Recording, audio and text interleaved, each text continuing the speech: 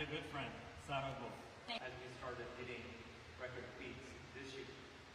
So how are you going to drive this innovation forward? And I think we'll be at the point next year where you can not only use a system to sort of automate some business processes or build these new products and services, but you can really say, I have this hugely important problem in my business. I will throw a ton of compute at it if you can solve it. And the models will be able to go figure out things that teams of people on their own can't do. And the companies that have gotten experience with these models are well positioned for a world where they can say, okay, AI system, whatever, go, like redo my most critical project. And here's a ton of compute, think really hard just to figure out the answer. People who are ready for that, I think, will have another big step change next year. What advice would you have for people from financial services or healthcare that are working their way through? I would bet next year that in some limited cases, at least, in some small ways, we start to see agents that can help us discover new knowledge or can figure out solutions to business problems that are kind of very non-trivial. Right now, it's very much in the category of, okay, if you've got some repetitive cognitive work, we can automate it at a kind of a low level on a short time horizon.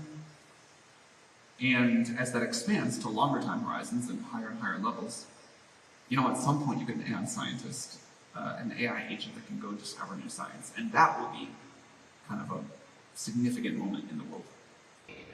So trying to figure out how that dovetails into...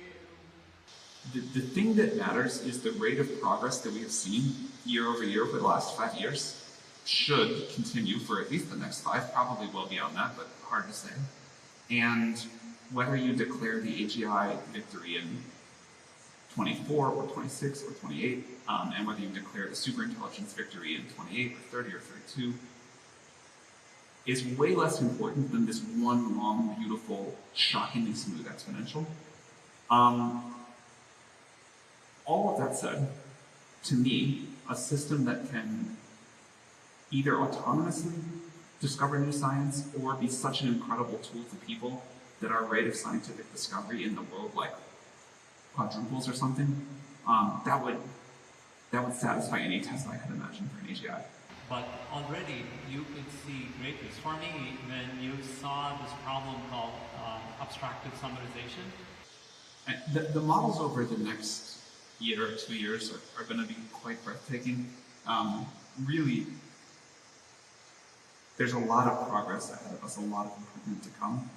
And like we have seen in the previous big jumps, from GPT-3 to GPT-4, businesses can just do things that totally were impossible with the previous generation of models. And so what an enterprise will be able to do, we talked about this a little bit, but just give it your hardest problem. If you're a chip design company, say, go design me a better chip than I could have possibly had before. If you're a biotech company trying to cure some disease, say, just go work on this for me.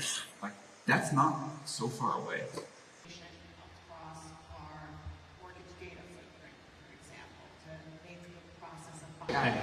Thank you, Sarah.